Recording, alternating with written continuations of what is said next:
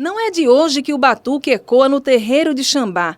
Loas, percussões e uma grande riqueza revelam a musicalidade do quilombo Portão do Gelo, na periferia de Olinda. Herdeiro dessa cultura ancestral, Guitinho da Xambá sempre esteve envolvido nesse universo fundante de nossa cultura. Desde 2001, ele integra o grupo Bongar, com um trabalho voltado à divulgação da cultura pernambucana. Guitinho da Xambá é o nosso convidado do Entrevista Coletiva de hoje.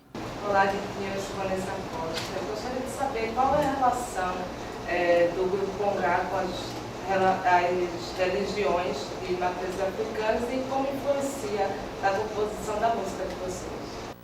Olá, Vanessa.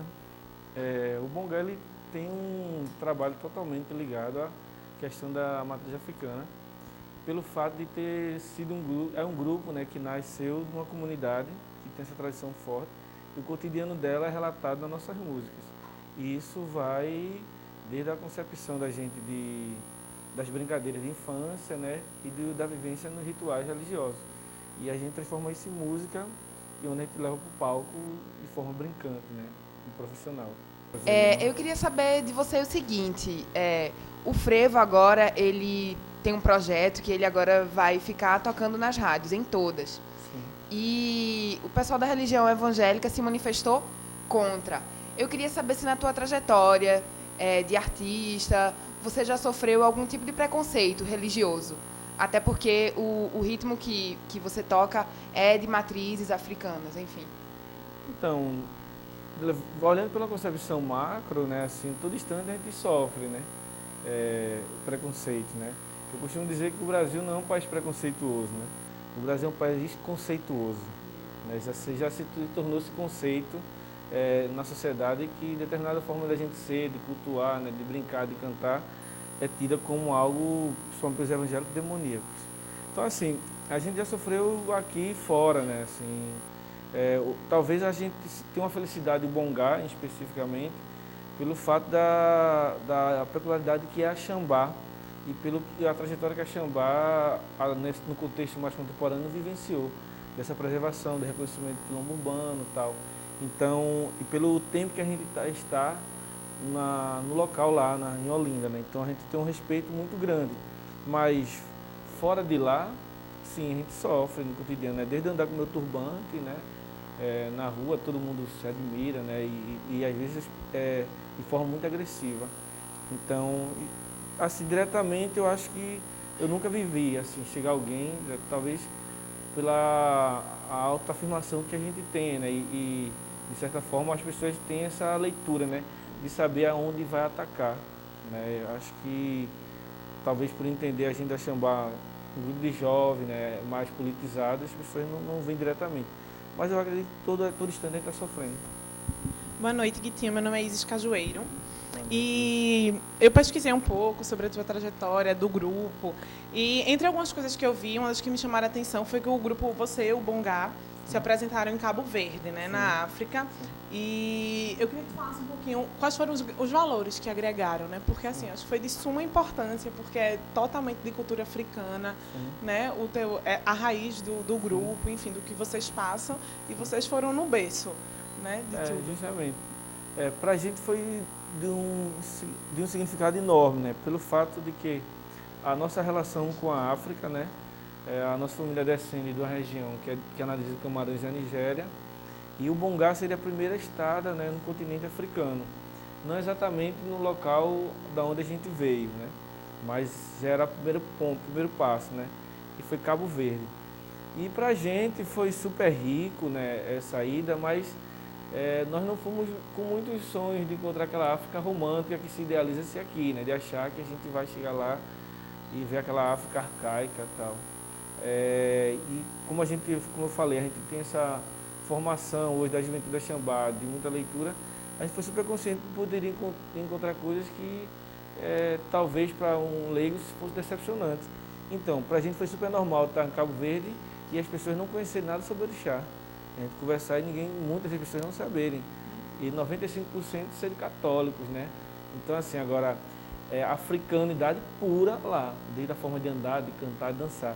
Mas no que se toca na questão da religiosidade, o catolicismo predomina totalmente, assim. E para mim, não foi muita surpresa porque a gente fez essa leitura. Agora, com isso, não deslegitima a africanidade deles. A gente viu nas roupas, na forma de dançar, nas linhas melódicas das músicas, tudo muito África, né? Mas eu não fui lá esperando encontrar rituais. Deve existir, sim. Para isso, talvez um tempo a mais vivenciando lá, que a gente pudesse ter colhido alguma coisa, mas a expressão maior é do catolicismo. Oi, Guitinho, tudo bem? Eu sou Alexandro Rafael. No momento, a gente está... Os meios de comunicação estão se voltando muito para o Marco Feliciano. Sim. Tudo que ele fala ou faz vira notícia rapidamente, tanto nas redes sociais. E ele postou nas redes sociais que os africanos são descendentes de ancestrais amaldiçoados por Noé. Ok? E ele foi eleito para a Comissão de Direitos Humanos e Minorias da Câmara do Deputado. A pergunta é a seguinte, já que vocês são um grupo que... Eu assisti um vídeo seu e você disse que é o único terreiro, né, na América Latina remanescente do povo africano Xambá. Então, como é para vocês lidar? Como é para vocês lidar com essa situação em que no Brasil, por uma suposta democracia, as pessoas têm o direito de expressar opiniões que muitas vezes denigrem uma cultura, uma raça ou a crença de determinados grupos? Então, o primeiro ponto é que denegrir é tornar algo negro, né? Então, assim, a gente usa esse termo, às vezes... infelizmente, erroneamente, né? Erroneamente, né? E, assim, para mim, quando eu vejo as falas de Feliciano, o que mais me toca, de certa forma, eu acho, o povo de terreiro, é a capacidade que as pessoas têm de diminuir o ser humano. De diminuir o ser humano, porque o ser humano, em sua potencialidade, ele pode se usar para tantas coisas. E eu acho que esse tipo de indivíduo ele faz em outra frente, sabe?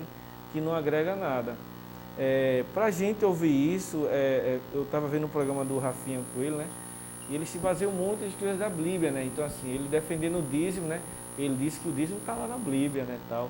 Mas está na Bíblia que José foi carpinteiro, né? Está na Bíblia que Jesus andou de burro e os caras só andam de Ferrari para cima, né? Então, assim, que morava em casa de palha, né, tal, e os caras só moram em mansões gigantescas, de 8 milhões, né?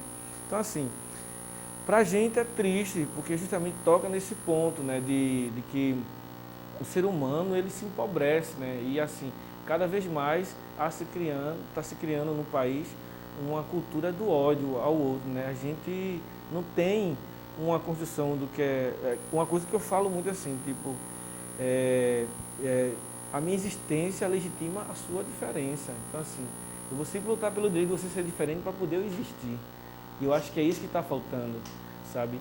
Não há condição da gente viver num ambiente onde todo mundo é igual, é muito monótono. Então, assim, o que dá sentido à humanidade é essa pluralidade.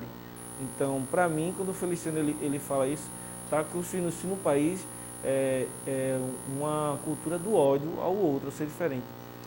Para finalizar a sua pergunta, eu acho que a minha grande preocupação é que nesse país, as políticas que estão se vendo para sanar esse tipo de situação são políticas que, para mim, que é política de panela de pressão. Porque política de intolerância, né, da tolerância, não é política sadia. Tolerar significa, no primeiro instante que eu tiver a oportunidade de te matar, eu vou te matar. Eu estou te tolerando. Então, a política tem que ser de direito, né, da gente construir uma relação onde eu possa respeitar a diferença. Meu nome é Alexandre Pimenta. A minha pergunta em si, você poderia falar um pouco da sua trajetória, para poder te conhecer e tal? Eu poderia. Então, minha mãe falou que eu nasci na segunda-feira, né, à meia-noite, né, logo após um toque de Ogum lá na Xambá. Nasci na comunidade de Xambá, né, que já tem um tempo aqui em Pernambuco. É uma comunidade que vivencia diariamente a questão dos orixás, né, fortemente. E é nesse ambiente que eu vou me entender como indivíduo, né, desde a forma da compreensão do mundo externo, né. É uma comunidade bastante rica, né, pelo modo de construção dela política, né, cultural. E é nesse ambiente, como você novamente dizendo, que eu vou entender o mundo que hoje eu vejo. Então foi lá que eu compreendi o que é música, foi lá que eu compreendi a forma de fazer política, né? E foi lá que eu fiz o conservatório pernambucano. Depois chegou uma hora que eu saí e disse, esse lugar não é para mim não. E resolvi estudar música que meus avós faziam lá, que é percussiva. E hoje traduzi isso no Bongá. Então, assim, daí depois eu fui, terminei os estudos cedo, né? Com 17 anos já tinha até concluído, mas aí eu disse, não, vou para entrar na universidade não quis fazer universidade de cara. Fui estudar poesia, fazer dança, tal, teatro também. E em seguida, depois resolvi fazer universidade, tentei primeiro música, não passei, segundo história, também não passei, no terceiro eu fui para ciências sociais e aí então logrei a universidade. Estou lá já há 8 anos, já era para ter saído lá, mas estou fazendo uma cara. Não estou muito preocupado não, fui reprovado pra caramba. Boa noite, Guitinho. Boa noite. Meu nome é Veridiana Velez e nós sabemos que tudo no começo é muito difícil. E nós gostaríamos de saber de você, no começo, qual foi tua maior dificuldade e se ela ainda persiste até hoje? Olha, como bem você fala, né? A carreira de qualquer artista, qualquer não, né? De alguns artistas é super difícil. Para Sandy Júnior não foi tanto, não, né? Então, assim, né? Pra gente né? Os caras não foi tão difícil, mas pra gente é. A particularidade maior do Bongá, eu acho, a maior dificuldade é engraçado que eu vou dizer, foi o entendimento de nossos próprios familiares. Por quê?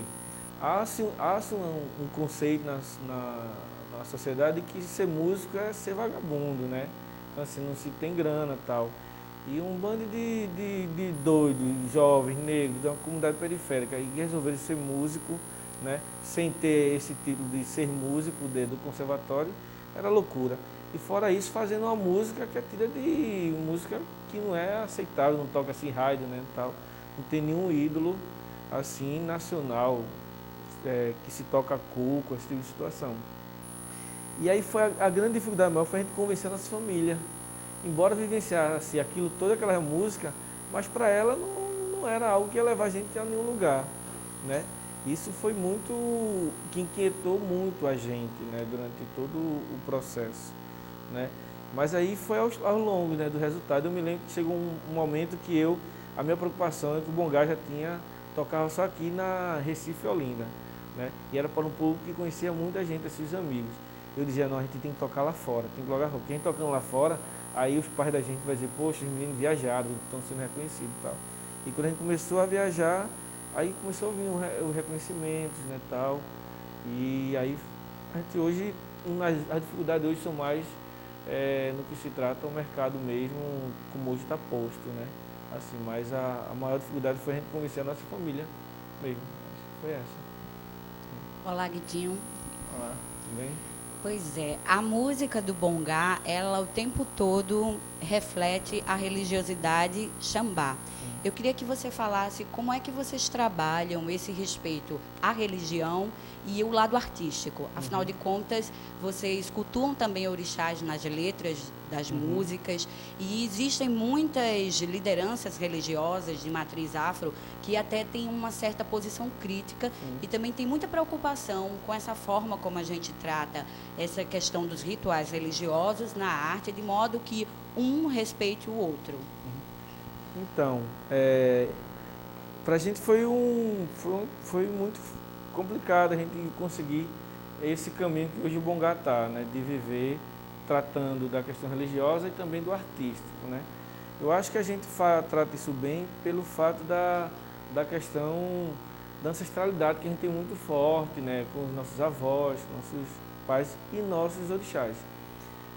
Lembro bem de quando a gente começou a tocar e vimos fazer uma apresentação no Parque São Pedro, quando a minha tia-avó, Tila, veio assistir. E quando ela assistiu todo o show, e no outro dia eu ia passando na Vida Xambá, ela mandou me chamar.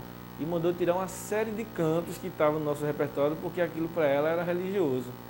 E eu saí de lá do terreiro agoniado, disse, pô, a gente vai cantar o que agora? Então eu disse, não, vou ter que começar a escrever. E comecei a escrever músicas. Mas se você pegar hoje um canto de terreiro e pegar uma música, a minha letra, o contexto, as linhas melódicas, é a mesma coisa. Inclusive o menino Bongá disse que quando eu vier ao Ló, quando eu morrer, acho que vou baixar e os meus pontos vai tudo ser cantado no terreiro, sabe? As músicas. Então, pra gente hoje tratar com isso, eu acho que é super tranquilo. Por quê? É uma geração que já tem hoje um entendimento do que é sagrado e do que é profano. Primeiro, há uma compreensão muito errônea do que o profano, ele não é sagrado, ele é sagrado também. Então, assim, dentro da concepção africana, né, o bêbado, a cachaça, ela é sacralizada, né? Aí se a gente for olhar pelo mundo que é mais dos valores morais cristãos, tudo isso são mudanos, dentro da cultura africana não.